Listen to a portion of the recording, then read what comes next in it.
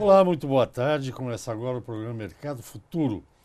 Eu converso com vocês aqui do estúdio da B3, Brasil Bolsa Balcão, no centro histórico da cidade de São Paulo. Bem, você sabe que o programa passa pelas parabólicas, né? Ele é veiculado pela antena parabólica. Também ele está no NET, na NET TV e Claro TV.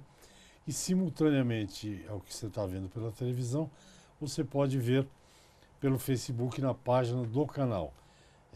www.sba1.com.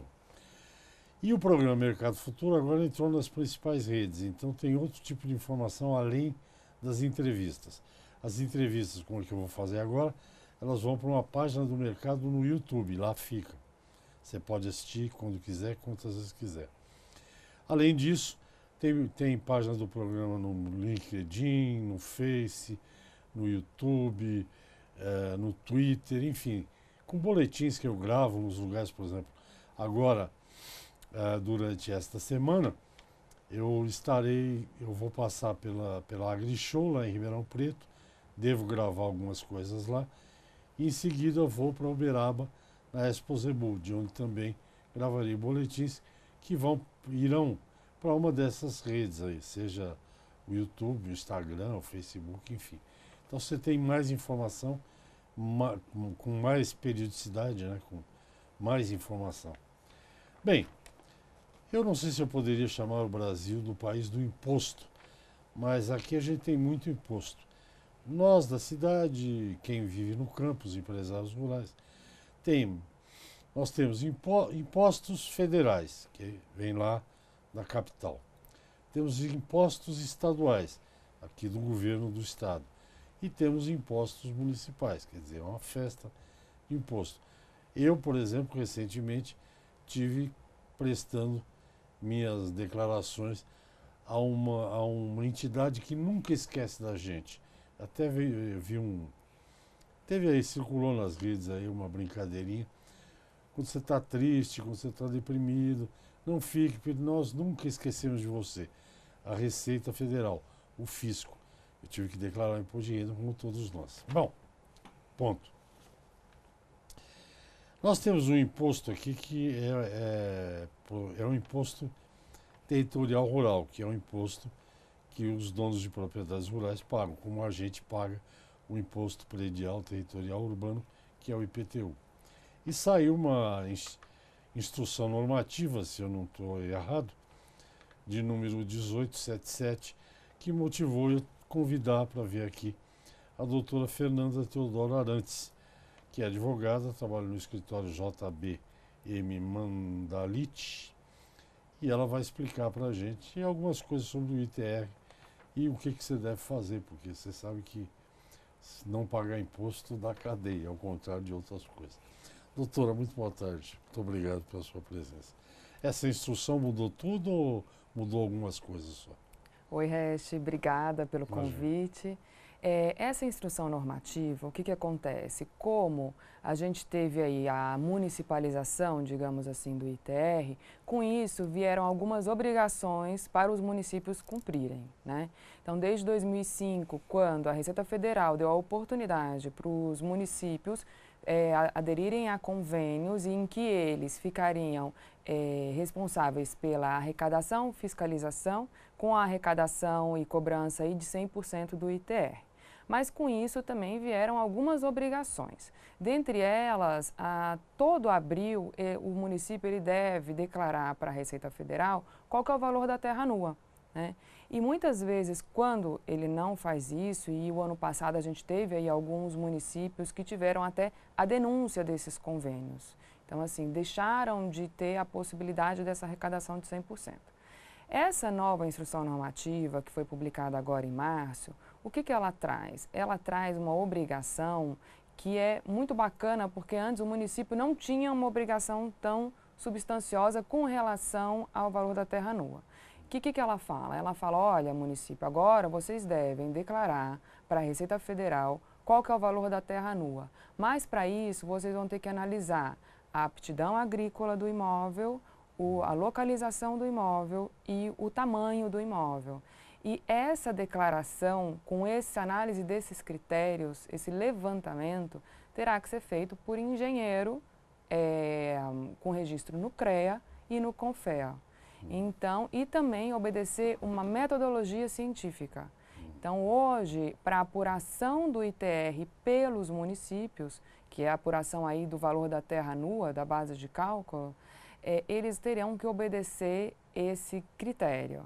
Então, terão que também fazer laudos específicos, né? Porque antes, o que acontecia? Os municípios, muitas vezes, eles lançavam aí um valor da terra nua para atualização da tabela CIPT, mas não obedeciam a esses critérios. E agora, esses critérios ficaram como normas obrigatórias com essa instrução normativa. Esse ano, como a instrução normativa saiu em março, esses critérios vão ter que ser obedecidos e esse levantamento vai ter que ser feito pelos municípios até junho, até o final de junho. Mas para os exercícios seguintes, esse levantamento por engenheiro com registro no CREA e no CONFEA, e ele vai ser responsável técnico por essas informações, terão que ser realizadas e informadas para a Receita Federal até o final de abril. Isso tudo vai ser tipo informatizado, né? Não tem papel aí nesse negócio. Não, não. Sim, eles informam para a Receita Federal por um sistema interno deles e, com certeza, essas informações elas têm que ser públicas para o contribuinte. Então, ele tem que saber publicamente qual que é o valor da terra nua que a Prefeitura está se baseando para aquele exercício, né? Porque tem um negócio, bom, a doutora deve conhecer, porque ela mexe com essa parte de rural, né, de tributação rural. Mas uma propriedade rural, ela é absolutamente complexa, né? Você tem a parte plana, você tem a parte em declive, você tem a área que tem fonte, rio, que seja, a aptidão, se é muito quente ou muito frio, dá para plantar isso ou plantar aquilo. Quer dizer, não é olhar e falar que a terra nua aqui vale X, né? É claro. É isso que essa instrução está tentando organizar. É isso que essa instrução Porque numa mesma propriedade tem várias questões, né? Sim, sim. Então, assim, chegar à aptidão agrícola de cada imóvel rural é muito difícil, né? Mas o que essa instrução normativa está tentando é essa aproximação. Cada vez está chegando mais próximo aí uma maior realidade do imóvel rural. É claro que se o contribuinte percebe que o imóvel dele não está dentro daquele valor da terra nua que a Receita Federal, né, os municípios apuraram, ele também poderá fazer a contraprova. Mas para isso também terá que estar munido de um laudo técnico para fazer essa contraprova. O que ocorre atualmente, como muitos municípios não têm esse laudo, é que as autuações que são feitas pelos municípios acabam caindo, né, na esfera administrativa mesmo. Então, assim, se os municípios fazem uma autuação hoje, um lançamento, né, por um valor da terra nua com base em um valor médio das DITRs declaradas, esse valor que ele aplicou, por não obedecer à aptidão agrícola do imóvel, não vai passar. Essa autuação vai ser indeferida e vai ser cancelada pelos tribunais administrativos. Nós vamos a um pequeno intervalo. Não, eu lembrei de uma coisa. É gozado que quando a gente senta aqui e começa a conversar, a cabeça começa a girar. Por exemplo, aqui em São Paulo, em algumas regiões, tem cana-de-açúcar, muita cana-de-açúcar. Então você pode chegar à conclusão. A aptidão aqui é cana-de-açúcar. Mas eu conheço pelo menos meia dúzia de proprietários de empresas rurais mais experientes que tem a fazenda dele é cercada de canavial, mas ele é pecuarista. Então, o que é? Pecuária ou cana-pecuária. Mas já a gente fala sobre isso. Converso com a doutora Fernanda Arantes, Teodoro Arantes, do escritório JBM Mandalite. Nós voltamos rapidamente, até já. Ok, eu estou de volta ao programa Mercado Futuro. O assunto é tributo, imposto territorial rural. Só para ilustração, o ITR é um imposto federal, conforme eu falei no começo do programa, só que o governo federal nunca conseguiu cobrar direito isso, nem fiscalizar E aí era uma coisa opcional, não era opcional. O produtor é que pagava o ITR e ele que punha o valor da terra e tal, né? A Fernanda, se eu errar, ela me corrige aqui. Aí tiveram uma grande ideia, passaram para os municípios, carente de dinheiro, né? Falaram, ó, se vocês quiserem criar um convênio aí que eu não sei como é que chama. Se vocês se responsabilizam pela cobrança e o dinheiro fica para vocês, 100% do valor. Aí, evidentemente, que houve interesse de alguns municípios, outros são meio fraquinhos, ainda não. E agora, o assunto que a Fernanda está explicando para mim e para vocês aqui, é que criaram uma instrução normativa 1877 que faz esse negócio ser um pouco mais bem feito, né? Precisa de um laudo e de um agrônomo, né? Um engenheiro, porque teve alguns abusos de um lado e de outro os municípios não conseguiram cobrar também. Antes do intervalo, eu falava com a Fernanda justamente disso, que a aptidão da área me parece uma coisa difícil, que é meio subjetiva. Se cai nessa subjetividade, do jeito que a gente pode entrar com recursos no Brasil, isso vai ficar uma longa novela ou não? A aptidão, igual o resto já mencionou, né? Ela é diferente da utilização. Então, assim, a aptidão agrícola pode ser uma, mas você fazer uma utilização diferente da aptidão, né? Então, isso também vai ser analisado para a aferição aí do valor da terra nua. Eles vão considerar a aptidão agrícola e não a utilização, tá?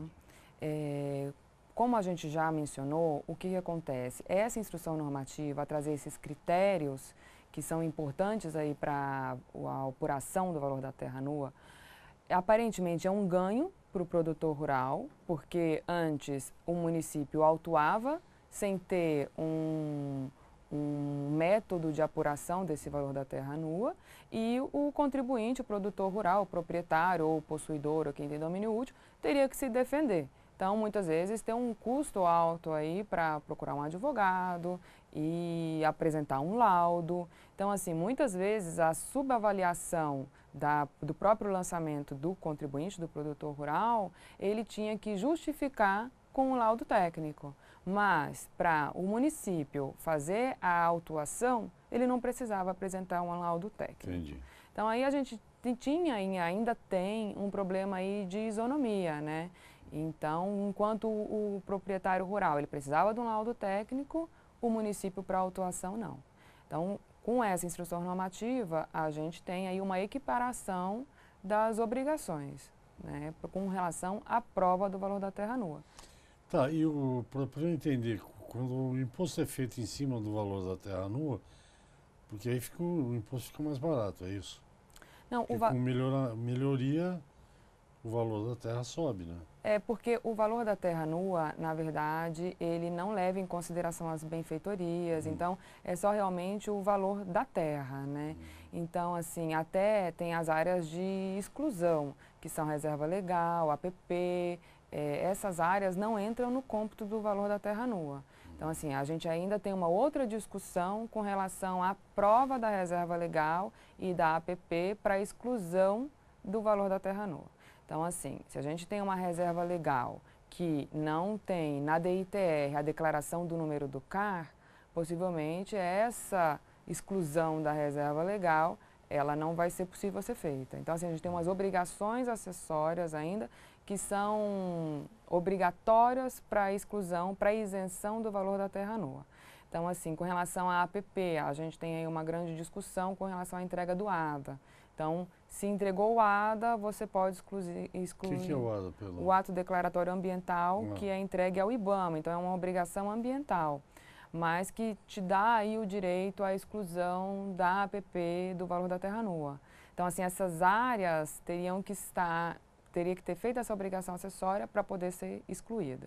O que, para o CARF, que é o Conselho Administrativo de Recursos Fiscais, ele tem entendido assim, que sem a entrega do ADA, você não tem direito à exclusão. Já para o STJ, ele já apresentou entendimento que não, que essa obrigação do ADA, por não ser uma obrigação que veio de uma lei, né, uma obrigação legal, mas sim por uma obrigação que veio por uma instrução normativa, então não teria que fazer essa declaração para ter direito à exclusão da APP.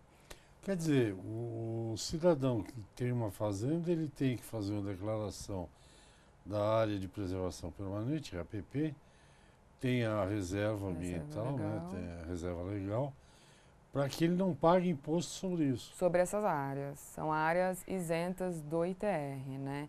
Mas para isso é uma coisa discutível, né?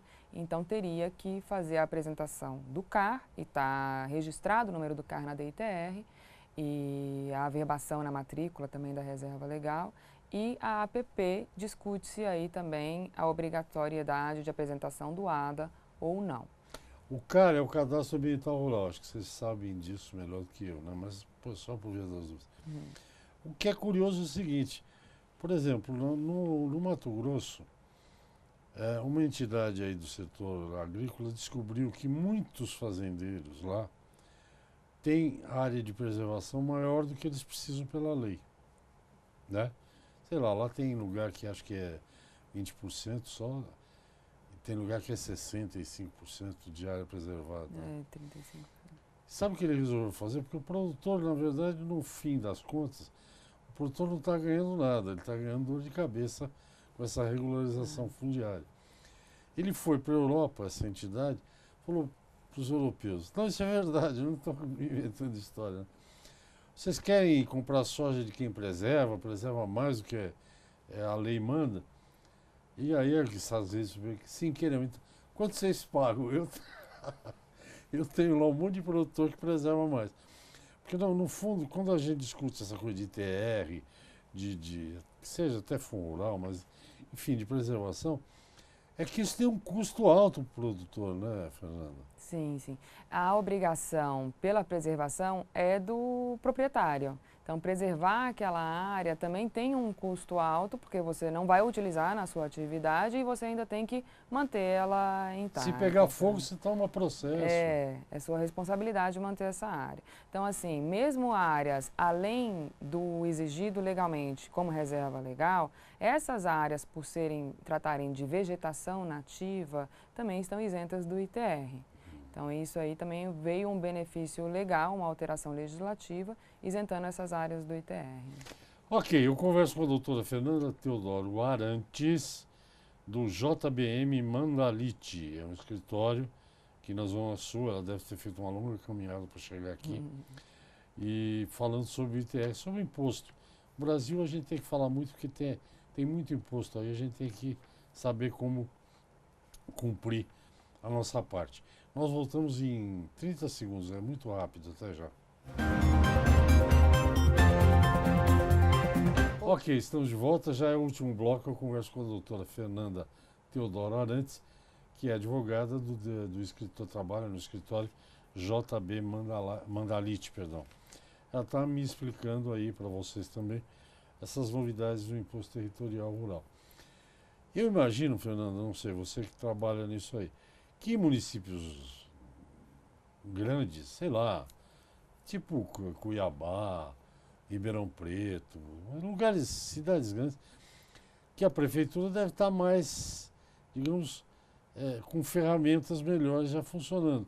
Mas esses municípios pequenininhos, acho que isso aí não vai rolar. Será que...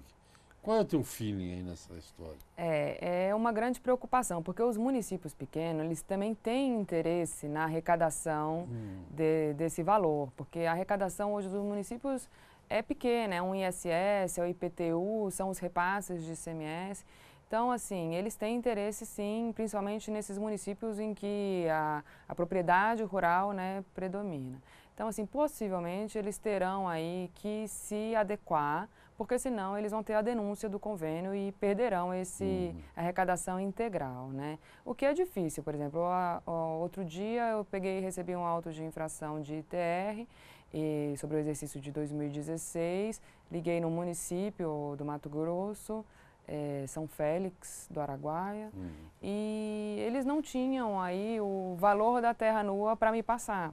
Então, assim, ficou um repasse de telefonemas até eu chegar numa pessoa que não conseguia me falar qual tinha sido o valor da terra nua, quais foram os critérios, onde foi publicado.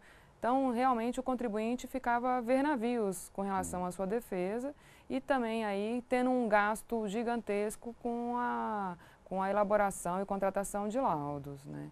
Então, é uma segurança, eu vejo uma segurança maior aí para o proprietário rural, porque vai ter aí uma aferição do valor da terra nua com base em critérios exigidos legalmente e que vão ficar aí na obrigação daquele que alega, né?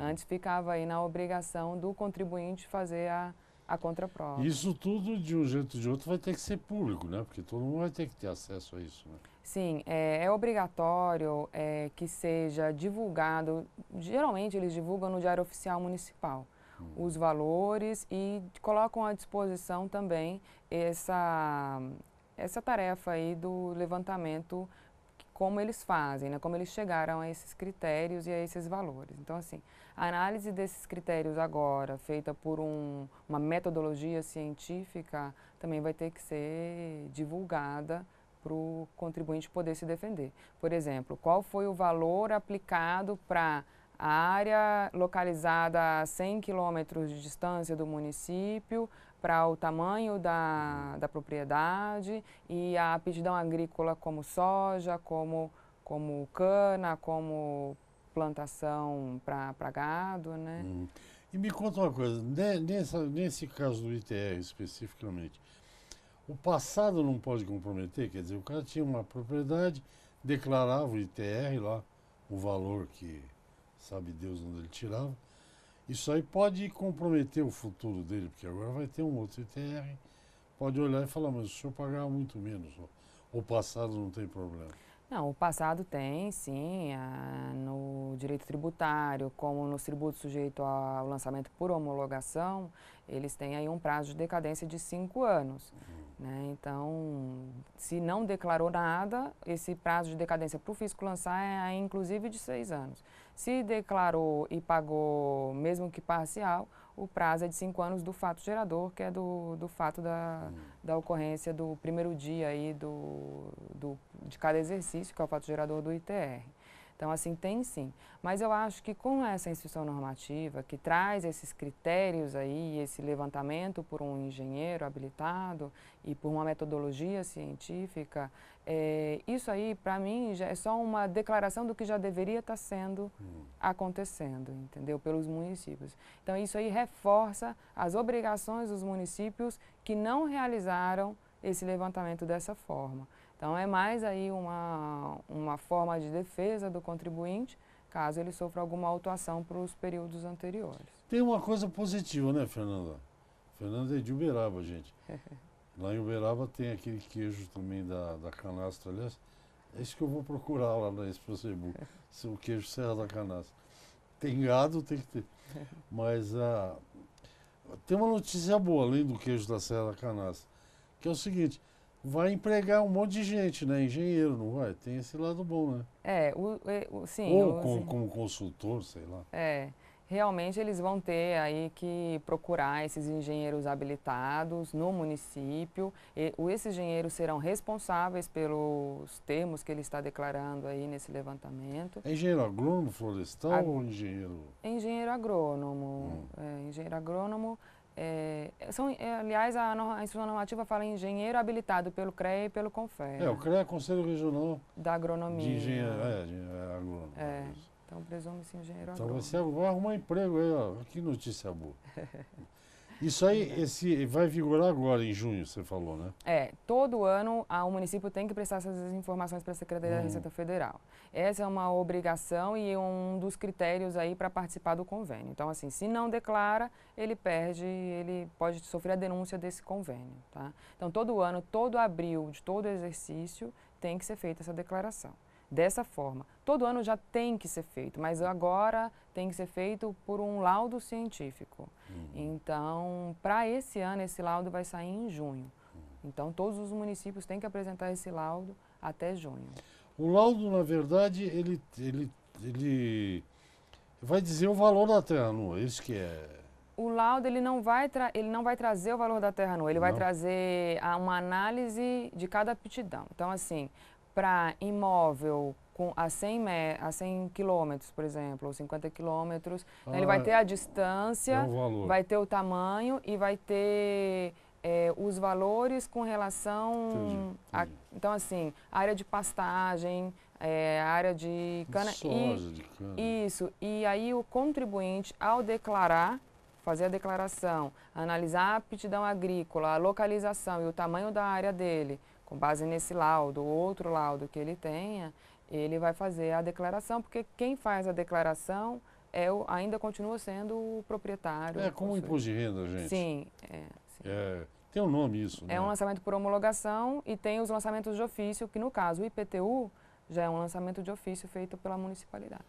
Esse é voluntário, digamos assim, essa palavra que eu queria. Doutora Fernanda, nosso tempo terminou mais uma vez. Deixa eu ver, se mais tempo a gente leva indo de um lugar para o outro do que conversando aqui, né? Muito obrigado pela atenção, por me explicar mais esse negócio do ITR. E daqui a um tempinho eu te chamo de novo para conversar. E se eu trouxer queijo da serra, eu te aviso. A gente faz um café aqui. Ótimo. Muito obrigado. Muito obrigado. Até a próxima. Obrigada a você. Gente, é isso. Até o próximo programa. Obrigado. Espero que vocês tenham gostado do programa. Eu gostei muito. Tchau, tchau.